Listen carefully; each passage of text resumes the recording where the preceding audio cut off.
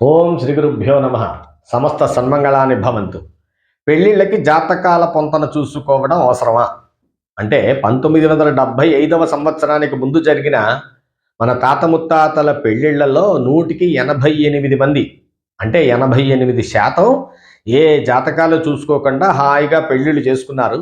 అబ్బాయి మంచివాడా కాదా, అలవాట్లేమీ లేవు కదా, అమ్మాయి ఓపికతో సహనంతో కుటుంబాన్ని నడుపుకుంటూ రాగలదా లేదా, ఈ క్వాలిటీలు చూసుకున్నారు. హాయిగా వివాహాలు చేసుకున్నారు, మంచి కుటుంబ జీవితాన్ని లీడ్ చేసేసారు. కానీ ఇప్పుడు పరిస్థితి ఎలా ఉంది?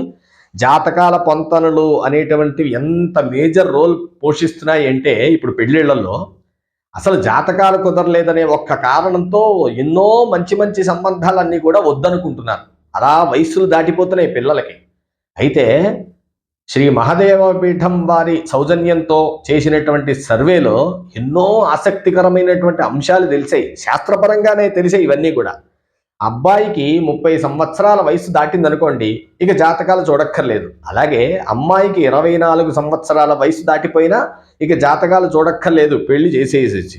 అలాగే అమ్మాయి అబ్బాయి ఇలా ఇద్దరిలో ఏ ఒక్కరైనా లేదా ఇద్దరు అయినప్పటికీ కూడా వాళ్ళకి రెండవ వివాహం అనుకోండి, వాళ్ళకి జాతకాలు చూడక్కర్లేదంట. ప్రేమ వివాహాలకి జాతకాలు చూడక్కర్లేదు, కానీ తల్లిదండ్రుల అనుమతి తప్పనిసరి. ఒకవేళ తల్లిదండ్రులు అనుమతించలేదు అనుకోండి, ఎంత థిక్కెస్ట్గా ప్రేమించేసుకున్నా ఇక వివాహాలు చేయకూడదు వాళ్ళకి. అలాగే మేనరికాల పెళ్లిళ్ళు పనికిరావు, కానీ తప్పనిసరి పరిస్థితుల్లో చేయాల్సి వచ్చిందనుకోండి, ఇక వాళ్ళకి కూడా జాతకాలు చూడక్కర్లేదు, చేసేసుకోవటమే.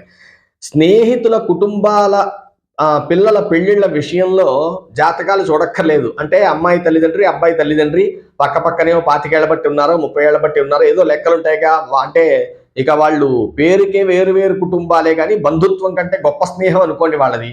వాళ్ళ పిల్లల పెళ్లిళ్ళ విషయంలో కూడా ఏ రకమైనటువంటి జాతకాలు చూడక్కర్లేదు, కానీ అమ్మాయికి మాత్రం ఆ పెళ్లి ఇష్టమై ఉండాలి. ఇక పురోహితులని అర్చకులని వేద పండితుల్ని చేసుకునేటువంటి వారు జాతకాలు ఏమీ చూసుకోక్కర్లేదు, హాయిగా పిల్లనిచ్చి పెళ్లి చేసేయచ్చు. స్వయంవరం పెళ్లిళ్ళు ఈ రోజుల్లో లేవు, కానీ స్వయంవరం పెళ్లిళ్ళకి కూడా జాతకాలు చూడక్కర్లేదంట. ఆసక్తికరమైనటువంటి కొన్ని పాయింట్లు ఉన్నాయి చూడండి. 1, 10, 19, 28 తారీఖుల్లో పుట్టి పెర్మనెంట్ గవర్నమెంట్ ఉద్యోగం చేసేవాళ్ళు, అది అమ్మాయి అయినా అబ్బాయి అయినా, మరొక గవర్నమెంట్ ఉద్యోగిని వివాహం చేసుకోవడానికి ఇక జాతకాలు చూడక్కర్లేదు. అలాగే 5, 14, 23 తారీఖుల్లో పుట్టి వ్యాపారాలు చేస్తున్నటువంటి వాళ్ళు ఉంటారే, వాళ్ళు సాటి వ్యాపారస్తుల కుటుంబంలోంచి, అది అమ్మాయి అయినా అబ్బాయి అయినా, వివాహం చేసుకోవడానికి కూడా జాతకాలు చూసుకోక్కర్లేదు. 7, 16, 25 తారీఖుల్లో పుట్టినటువంటి డాక్టర్ వృత్తి చేసేవాళ్ళు ఉన్నారే, సాటి డాక్టర్ వృత్తిలో ఉన్నవారిని వివాహం చేసుకోవడానికి కూడా ఇక జాతకాలు చూసుకోక్కర్లేదు. 8, 17, 26 తారీఖుల్లో పుట్టి రాజకీయాల్లో తిరుగుతున్నటువంటి వాళ్ళు ఉంటారు, వాళ్ళు సాటి రాజకీయాల్లో తిరుగుతున్న కుటుంబంలో పిల్లని కానీ పిల్లవాడిని కానీ పెళ్లి చేసుకోవడానికి జాతకాలు చూడక్కర్లేదు. ఇక 4, 13, 31 తారీఖుల్లో పుట్టిన వాళ్ళు ఉంటారే, వాళ్ళు ఎట్టి పరిస్థితుల్లోనూ కూడా ప్రేమించి కానీ లేదా వాళ్ళ ఇష్టపూర్వకంగా కానీ పెళ్లిళ్ళు చేసుకోవడానికి వీలు లేదు. ఖచ్చితంగా తల్లిదండ్రులు చెప్పినటువంటి వివాహాన్నే చేసుకోవాలి. అందుచేత వాళ్ళకి ఇంకొక రకమైనటువంటి అవకాశము లేదు. వాళ్ళకి పెళ్లి చేసేటప్పుడు కూడా ఇంక జాతకాలు చూడక్కర్లేదు. అమ్మాయి ఒకవేళ 4, 13, 31లో పుట్టింది అనుకోండి, లేదా అబ్బాయి 4, 13, 31లో పుట్టారు అనుకోండి, తల్లిదండ్రులు చూడటమే ఆ అమ్మాయి నప్పింది లేదా అబ్బాయి నప్పాడంటే ఇక పెళ్లి చేసేయటమే, ఇంకా పెద్దగా జాతకాలు ఏం చూడక్కర్లేదు. ఇక దేశ విదేశీ సంబంధాలు చేసుకోకూడదు, అంటే పరదేశస్తుల్ని వివాహం చేసుకోకూడదట. కానీ అలా చేసుకోవలసి వస్తే మాత్రం ఏ జాతకాలు చూసుకోక్కర్లేదు.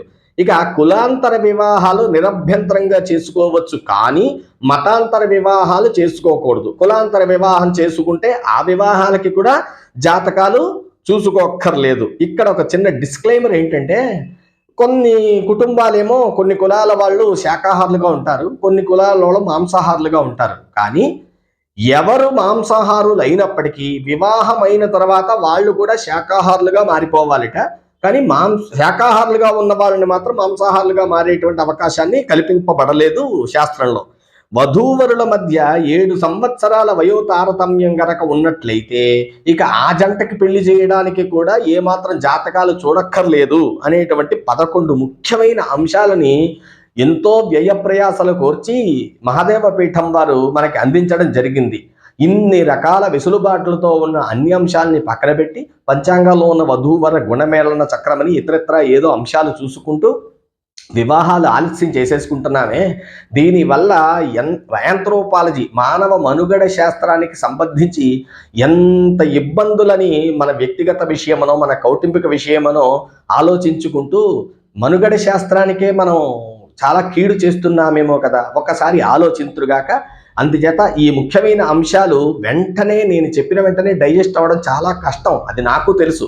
కానీ డైజెస్ట్ అయినా అవ్వకపోయినా వాస్తవాన్ని చెప్పి తీరాలి కాబట్టి అందుకే ఈ నియమాన్ని థాట్స్ అనేటువంటి యూట్యూబ్ ఛానల్ ప్రారంభం చేశాం. కాబట్టి విజ్ఞులు గ్రహింతురుగాక. మరో ముఖ్యమైన అంశాలతో మరొక వీడియోలో నేను మీకు తెలియజేయడానికి ప్రయత్నం చేస్తాను. శుభం భూయాత్.